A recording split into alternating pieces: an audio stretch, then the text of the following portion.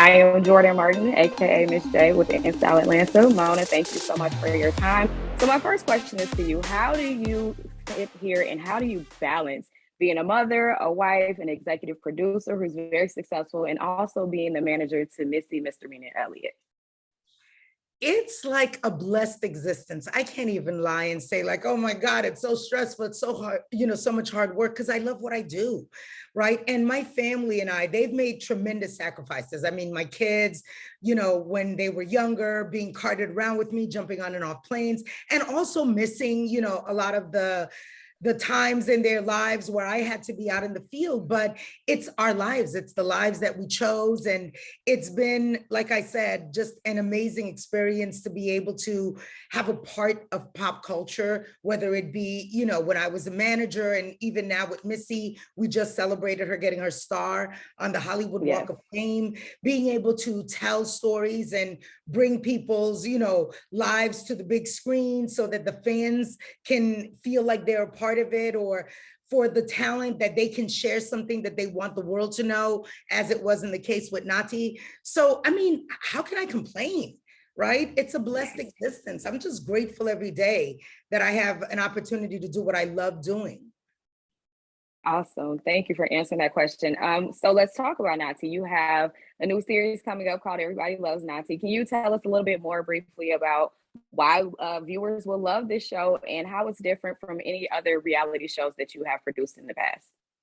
I mean, I think the biggest part of it is the shows in Spanglish, right? Nati is a huge pop star in the Latin market globally and has a huge fan base, but she's been notoriously private, hasn't really shared much about her personal life.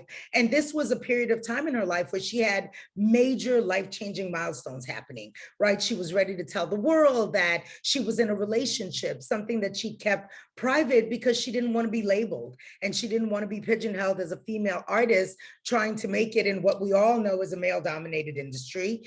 And she was pregnant after having tried very long and hard and unsuccessfully to become pregnant. And there were all these things in her life that she was ready to share. And so for me, it was an exciting opportunity to not only build on the company's ability to do shows that cater to different audiences, but to do some that was also in a different language, because when you watch the show, it's very seamlessly Spanglish. So I think that there's something there for everyone, even if you don't necessarily speak fluent Spanish, because it's about life and family and love and dreams and hopes and, triumph over adversity, all the themes that are universal and that are without language barrier. So, I'm hoping that when people watch it, they get the feeling of joy that I had with making it, because there's something irrepressible and something so lovable about Nati. And I think that's why that name was perfect, because everybody's going to love Nati, and everybody who knows her loves her, but everyone who doesn't is going to. They'll grow to love her. Got it. Awesome. All right. And one more quick question before we get out of here. You seem to be the talent whisperer, and we are actually producing our own reality show. Is there any advice you can give us so that we can be successful with our show as well? Yes, come to Monami Productions and let us be your physical production company. But listen, all I say to people is, if you're going to do it, if you're going to open up your lives, then just do it and be honest and be open.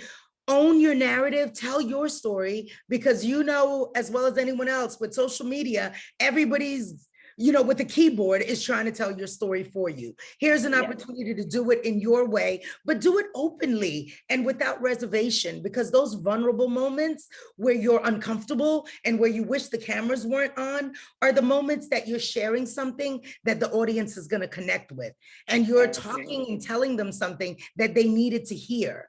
And those are the special moments in television that I believe make shows successful. Okay. Thank you so much, Mona, for your time. If you can just tell us really quickly how we can stay in contact with you, follow you, and I will be making sure everyone tunes into the show on November 19th. Thank you. Very simple. Mona Scott Young on Instagram, Twitter, and of course, Monami Productions on Instagram as well. All right. Thank you so much. And I wish you nothing but continued success. Thank you very much. Thank you. Have a good one. Thank you.